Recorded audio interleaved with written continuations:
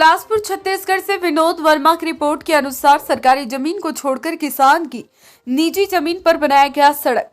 घास जमीन पर रोड बनाने का प्रस्ताव पास कर किसान के निजी जमीन पर रोड निर्माण कर दिया गया, जिससे परेशान होकर किसान अधिकारी कर्मचारी का चक्कर लगाते हुए न्यायालय तक पहुंच गए।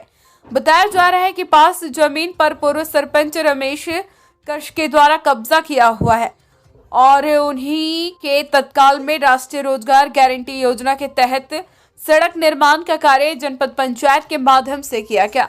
माप पुस्तिका के अनुसार खसरा नंबर 1311 रकबा 7551 में 800 मीटर की मिट्टी मुरुम रोड का निर्माण होना था, जो होरीलाल साहू के निजी जमीन पर हो गया है, जिसका किसी भी प्रकार का मुआवजा होरीलाल साहू को नहीं मिला है। वह प्रशासन से अपनी जमीन वापस कराने की गुहार लगाकर लगातार करते आ रहे हैं।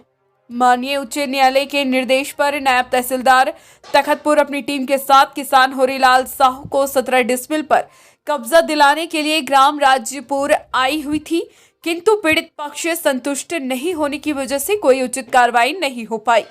पूरा मामला बिलासपुर जिले के तखतपुर ब्लॉक के ग्राम राजपुर का बताया जा रहा है। बहरहाल देखना यह है कि पीड़ित किसान की जमीन वापस होने में और कितने साल लगेंगे। मैं विनोद वर्मा।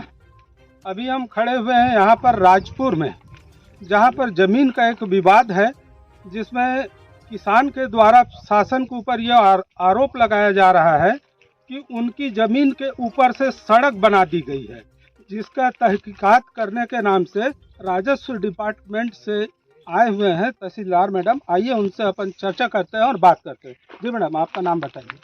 रीता गुप्ता नाम है, तहसीलदार का छत्तीसगढ़। मैडम, ये जो मामला चल रहा है इसके बारे में आप बताइए। जो कि किसान एक आरोप लगा रहा है, बहुत बड़ा आरोप है कि सरकारी जमीन के उसमें चला गया है, उसका निजी जमीन, जो कि उसको मुआवजा भी नहीं मिला है। आप बताइए। प्रकरण पूरा चल चुका है, तहसीलदार के यहाँ आदेश हो चुका है, उसके कंटेम्प्ट के लिए भी आया है हमारे पास। अभी हम सिर्फ यहाँ पर आदेश के पालन करने के लिए ही आए हैं। जो भी कोर्ट ऑफ कंटेम्प्ट हुआ है उसके आदेश के परिपालन करने के लिए आए हैं। यहाँ पर कोई नामझोंक नहीं करना था, हमको उनका एरिया देना था, पर वो लेने से उन लोग इनकार किए हैं, आवेदक और अनावेदक दोनों। इसे हम यहीं पर समाप्त। मैडम, उनका कहना है कि मेरे भाई के जमीन में से मेरे को हिस्सा दिया जा रहा है। भविष्य में ऐसा भी हो सकता है कि उनके भाई का जमीन कम पड़ जाए, इसलिए वो मना कर रहे हैं लेने से आपको। जी नहीं, ऐसा कुछ भी नहीं है। नायब तहसीलदार के कोर्ट में पूरा चला है प्रकरण, पूरा तहसील में चला हुआ है। उनका भाई भी उपस्थित हुए हैं, उनका भी पूरा जवाब है वहाँ पर। सब उनकी संतुष्टि से ही आगे बढ़ा रहे हो। जो भी सीमांकन हुआ था वो उनके प्रेजेंस में ही हुआ।